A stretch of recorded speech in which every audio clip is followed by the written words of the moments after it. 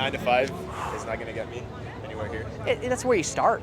That's where you start. But then, how did you figure out, or how does one figure out where to go from that 9 to 5? Because I go to my internship now and I look at these 40, 50-year-olds. Yeah, it's very simple.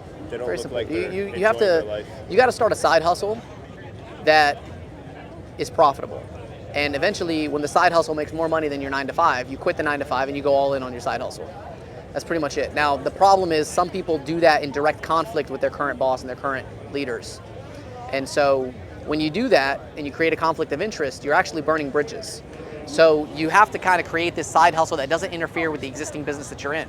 So if your entire skill set is just within the existing job that you have, it's going to be very hard for you to start that side hustle. So the only thing that you can do really is market yourself, promote yourself, let other people know what you do and that you exist, so that when you're ready to make that announcement, you have that inflow of customers.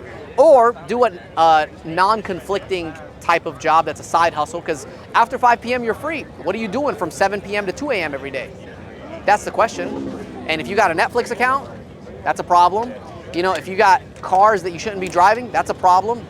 Paying too much in rent, you gotta have roommates. I became a millionaire and still had a roommate, was spending $300 a month in rent.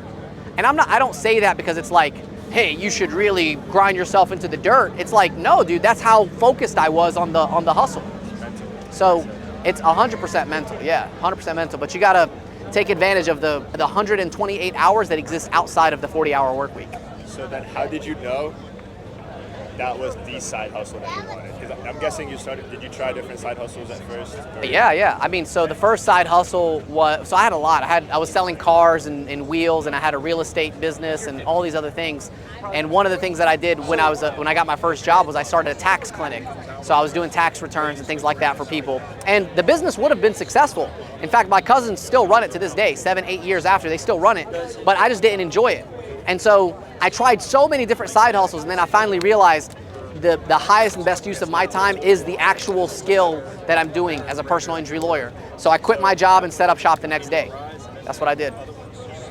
And some people say, no, you gotta have everything lined up before you jump ship, before you quit. It's like, I'll tell you what, once you jump off a cliff, you're gonna figure out how to build the plane on the way down. Most people just don't have the balls.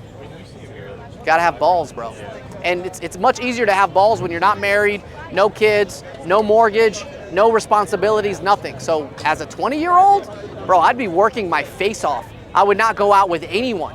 Partying does absolutely nothing for you. There's no value in going out, getting drunk, getting lit, that is for the birds, bro. Because those same people, 10 years later, they're gonna be asking you for a job. And I'll be like, sure, let's see your skill set. Oh, the past 10 years, you've been bull life away. Nah, man, that doesn't work. It doesn't work for me. Because when I was hustling, you were making fun of me. You gotta decide which one you wanna be.